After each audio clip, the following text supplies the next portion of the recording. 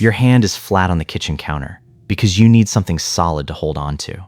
Phone face down beside it, screen still warm. Your coffee mug is sitting empty in the sink, right where you left it 4 days ago. You haven't touched it since. And that tells you something about how the rest of this week has gone. Your socks are the same ones you were wearing on Tuesday morning when this all started. You haven't changed them. You've barely even noticed. 4 days ago, this was just an email, sitting in a folder called Archive 2019 Inches that you hadn't opened in 4 years. Subject line, quarterly update, Nordlight Systems, Incorporated. Your thumb was actually on the delete button. Then you saw the sender. Luna Hayes, a name you hadn't said out loud in a long, long time. It was a Tuesday, 6:52 in the morning. You were standing in the same kitchen, in these same socks, coffee, not even poured yet. Phone brightness turned up too high for your eyes. You opened it anyway, not because you remembered what it was, because you didn't. Here's what you'd let yourself forget, or more honestly, what you'd chosen to forget, because remembering felt like betting on something that had already lost. March 2019. A woman named Luna Hayes, 27 years old at the time, a former colleague from a supply chain analytics job you'd both hated, called you on a Sunday night and asked for $18,000. She was building something, a logistics routing tool for regional trucking companies, the kind of software nobody gets excited about at a dinner party. You'd worked next to her for 2 years. You knew she skipped lunch when she was deep in a problem, and that she didn't talk unless she had something worth saying. So you wrote the check on a Thursday night at this very table, the same one you're standing beside right now. You didn't build a model. You didn't ask for projections. You didn't do any of the things people tell you to do. You just believed her. The specific, uncomplicated way you believe someone you've watched solve real problems under real pressure. $18,000 for 12% of a company that didn't even have a name yet. For 2 years, the updates came. Awkward ones. A logo. A beta client. A missed payroll that made your stomach drop for a week straight. Then they thinned out. Then they stopped completely. And you did what people do. You assumed it had quietly died, the way most of these things quietly die. You never called to ask. Asking felt like admitting you still cared about $18,000 you'd already written off in your head. You'd mentioned it to your wife once, early on, at this same table, and she'd nodded. That polite nod people give to things that don't seem likely to matter. You never brought it up again. Not out of shame. Exactly. Just a drawer you'd quietly closed. So 4 days ago, standing here, you opened an old email expecting nothing. What you got instead was a notice. Nordlight Systems had closed a Series C round. Valuation, $183 million.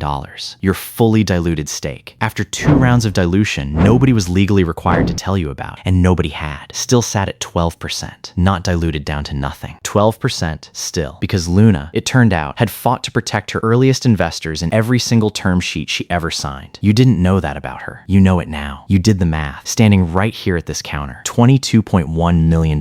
You set the phone down, face down, the way you do when something needs a second before you let it become real. That was 4 days ago. Your coffee still isn't poured. You called your accountant that same morning, Walter. 9 years he's done your taxes, and in 9 years, you have never once heard him raise his voice. You told him what you just read, and there was a pause on the line, long enough that you actually pulled the phone away from your ear, just to check the call hadn't dropped. "Send me the cap table," he said. Not congratulations, not even a question, just that. In the voice of a man who's learned that excitement is premature until the paperwork agrees with you. You drove the documents to his office yourself that afternoon, instead of emailing them, because sitting in your car felt better than sitting at your desk. Walter's office smells like the same burnt coffee it smelled like for 9 years. He didn't look up from the folder when you walked in. "Give me a few days," he said. "This isn't a 5-minute thing." You asked how many days. He said he didn't know yet, and that not knowing yet was the honest answer. And you'd rather have the honest answer than a comfortable one, so you waited. 4 days that didn't feel like 4 days. So much as 4 versions of the same held breath. Tuesday, you sat in your car in the office parking lot for 6 full minutes before going in. Phone in your lap, refreshing an inbox that wasn't going to update that fast. Wednesday, you found yourself standing in the cereal aisle at the grocery store. Cart empty, except for a gallon of milk. Completely unable to remember what else you'd come in for. Thursday night, you lay in bed doing the math again in your head. 12% of 183, even though you already knew the number. The way you check a locked door twice, not because you doubt it's locked, but because your hands just need something to do. Your wife asked if you were feeling okay. You told her you were just tired. That part, at least, was true. Walter called Friday afternoon, and you picked up before the first ring even finished. "It's real," he said. "The stake's real. The valuation's audited. Series C investors don't write checks like that without doing the work work themselves. A pause, longer than the first one. You should think carefully about who you tell and when. You didn't ask him what he meant. You already knew exactly what he meant. Here's the thing, nobody explains about money that arrives sideways, out of a decision you made, half distracted, at a kitchen table 5 years ago. It doesn't feel like winning. It feels like being handed a responsibility you never applied for. Your brother-in-law, Dale, has been trying to get a food truck off the ground for 3 years now,